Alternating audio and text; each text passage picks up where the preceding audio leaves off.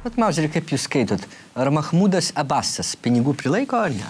Atsakykite klausimą. Kas tas Abbasas? Jūs nežinot, kas toks... Jis nežino, kas toks Abbasas. Mahmudo Abbaso jūs nežinote, kas toks Mahmudas Abbasas? Karabasas Barabasas. Tai dabartinis Palestinos lyderis, 28 kartus gražesnis už Yasirą Arafatovą. Bet šiaip tada, nu koks jums skirtumas, ar jis turi pinigų ar neturi? Va taip. Išklausykite tada istoriją. Ir jūs paklausykite. Yra tokia šalis sala Nauri. Tai va šita Nauri salelė iš Taivanio už Taivanio nepriklausomybės pripažinimą paėmė $12 milijonų. Čia ne viskas.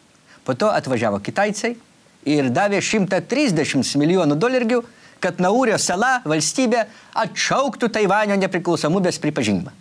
Tai štai jums $142 milijonai už nieką neveikimą. Ką jūs į tai? Bet tai kam jūs visą šitą istoriją man pasakojat? Čia ne viskas.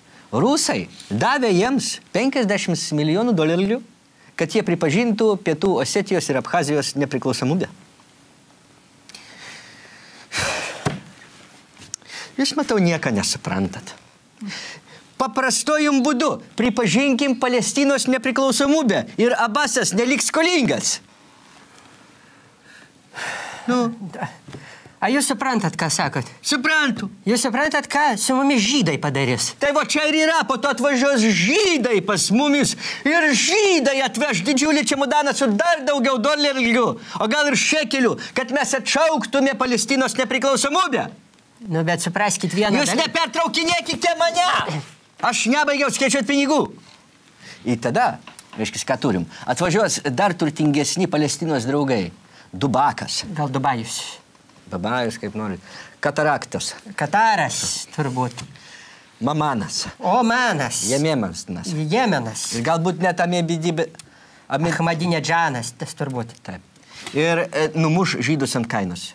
Mums beliks gyventi tik tais iš nepriklausomybės pripažinimų. Mums nieka kita neliks, tik tais gerai gyventi. Jūs čia nesvaikit. Žinokit, Lietuva ant tokios avantūros nepasirašys. Prie ko čia Lietuva? Mano Fabijoniškių 5 aukštis ant tokio dalyko mygom pasirašys. Čia ne tai, kad 20 metų kaulit pinigų prašyti iš visų ir remonto stogui. Čia politinės svarbos momentą visi supras tokią svarbą. Vienbalsiai. Nu jo, jūsų 5 aukštyje gyventojų tikrai daugiau negu toj Nauri saloj, bet jūs ne valstybė. Tai čia kol kas ne valstybė, kol kas. Palestina irgi kol kas ne valstybė. Jūs pažiūrėkit Kosovo. Kokia ten valstybė? Anokė ten valstybė mūsų 5 aukštis Fabijoniškius didesnė valstybė negu Kosovo.